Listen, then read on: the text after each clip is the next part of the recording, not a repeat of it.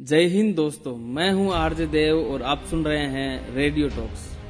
जिसने सिर्फ जंग नहीं जीती बल्कि युद्ध के तरीके बदल दिए। वो जंग के मैदान में नहीं, दिमाग और दिल से दुश्मनों को हराता था।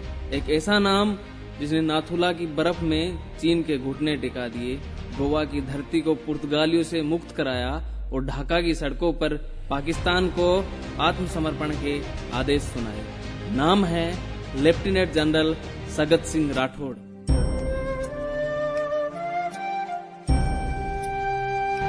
चौदह जुलाई 1919 बीकानेर रियासत के कुसुमदेसर गांव में जन्म। सामान्य दिन, पर इस दिन जन्मा एक असामान्य बालक सगत सिंह। किसको पता था सगत आगे चलकर भारतीय सेना की धड़कन बनने वाला था। उनके पिता सूबेदार ब्रिजलाल सिंह, जिन्होंने प्रथम विश्व युद्ध में लड़ाई लड़ी थी, बेटे में अनुशासन, देशभक्ति और वीरता के बीज बो चुके थे। बचपन के सगत ने स्कूल के बेंच से सीधा उठकर बंदूक थाम ली और 1938 में गंगा रिसाल में शामिल होकर युद्ध की दुनिया में पहला कदम रखा।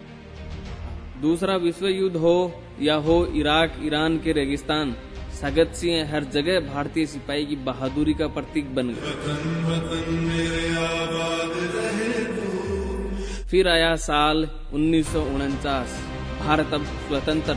सगत सिंह ने 3 गोरखा रेजिमेंट में भारतीय सेना की नई वर्दी पहनी। तब से देश की सेवा में ऐसे जुटे कि पीछे मुड़कर कभी नहीं देखा। भारत को तो आजादी मिल गई थी, लेकिन अभी भी भारत का एक हिस्सा पुर्तगालियों के कब्जे में था और वह हिस्सा था गोवा। जब हमने पुर्तगालियों को यहाँ से निकल जाने का कहा, लेकिन उन्होंने हमारी बात को बिल्कुल सीरियसली नहीं लिया और फिर भारत सरकार ने आदेश दिया गोवा को आजाद कराना। ब्रिगेडियर सगत सिंह ने कम्बाल संभाली 50वीं पैरा ब्रिगेड। नक्शा देखा, लक्ष्य तय किया और बोला, हम लहराएंगे तिरंगा पणजी के दिल में। शुरू होता है एक और युद्ध, या कहें एक और आजादी की लड़ाई। सगत सिंह के नेतृत्व में भारतीय सेना ने अपने अदम्य साहस का परिचय दिया। उन्होंने सैनिकों को रातों रात गोवा पहुंचाया, नदी पार की, दुश्मन को चौंकाया और बिना भारी गोलीबारी के केवल 36 घंटों में गोवा को भारत का हिस्सा बना दिया। सगत सिंह जी का एक किस्सा है। गोवा जीतने के बाद जब वो आगरा के होटल में रुके थे, तो वहाँ कुछ अंग्रेज दूर खड़े उनको देख रहे थे, निहार रहे थे। कुछ लोग उनकी तरफ इशारा कर रहे थे। तो उनमें से एक आकर उनसे पूछता है, आर यू सगत सिंह?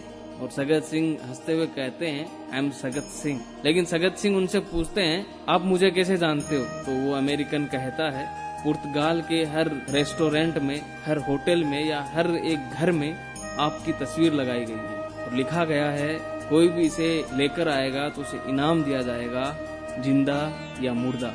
और आप पे इनाम रखा गया है $10,000। और सगत सिंह हंसते हुए मुस्कुराते हुए कहते हैं, तो ले जाओ ना। ये बात 1961 की है। सोचिए क्या महान योद्धा रहे होंगे, एकमात्र ऑफिसर रहे होंगे जिनकी किसी देश में ऐसे तस्वीर लगाई हो, जिससे पूरा देश डरने लगा था। आज की भाषा में अगर बोलूं, दिस इज द रियल ओरा। 1962 के युद्ध में चीन ने भारत को पराजित किया, जिससे भारतीय सेना और जनता का मनोबल बहुत गिर गया। लेकिन 1965 में भारत ने पाकिस्तान से युद्ध जीतकर अपनी ताकत दिखाई। अब साल था 1967। भारत के पूर्वांतर में सिक्किम की सीमा पर तनाव बढ़ने लगा। सिक्किम उस समय भारत का संक्षिप्त राज्य था। चीन इस पर अपना दावा करता था, खासकर 2 प्रमुख दर्रों पर, नाथुला और चोला।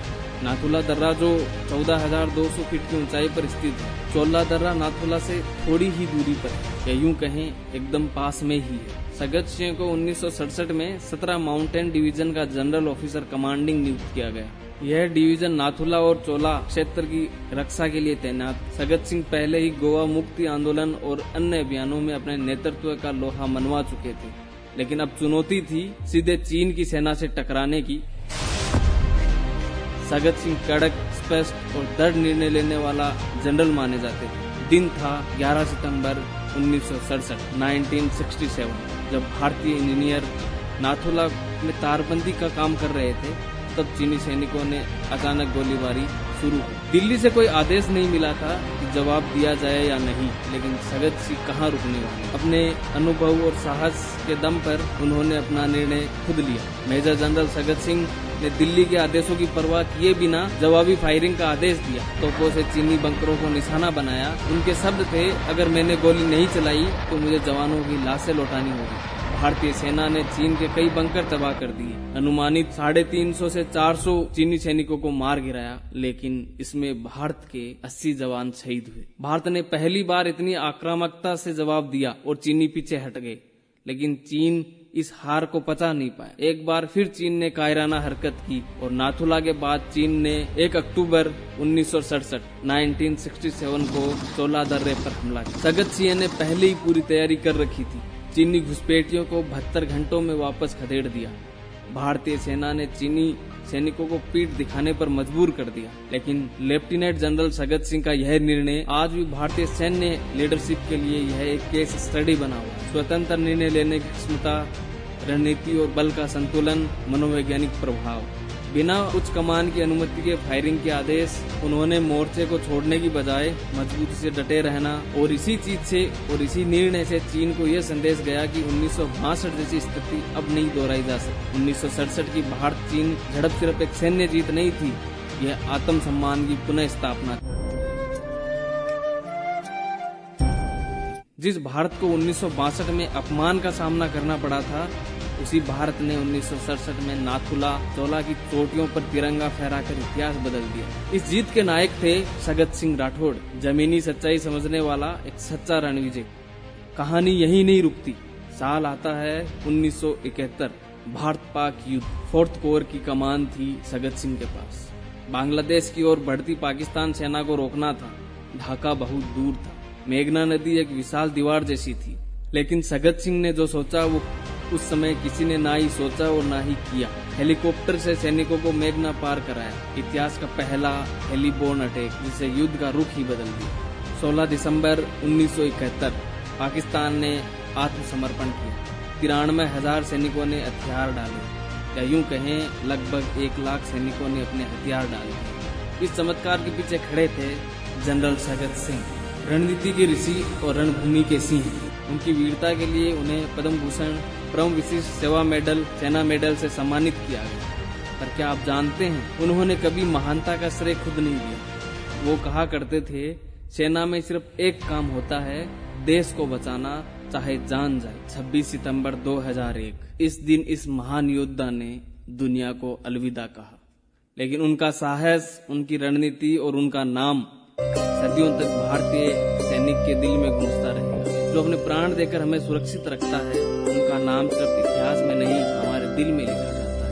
ये थी एक झलक उस जनरल की जिसे दुश्मन भी सम्मान देता था और सैनिक भगवान मानते थे। सगत सिंह एक नाम नहीं, एक प्रतीक है हिम्मत, होशियारी और हिंदुस्तान की ताकत का। जनरल सगत सिंह राठौड़ भारत की सैन्य गौरव गाथा के अमर पन्नों स्वर्ण अक्षरों में लिखाना। मैं आरजे देव, आप सुन रहे हैं रेडियो टॉक्स। फिर मिलेंगे एक और वीर योद्धा की कहानी के साथ। तब तक के लिए जय हिंद, जय भारत। भारत माता की जय।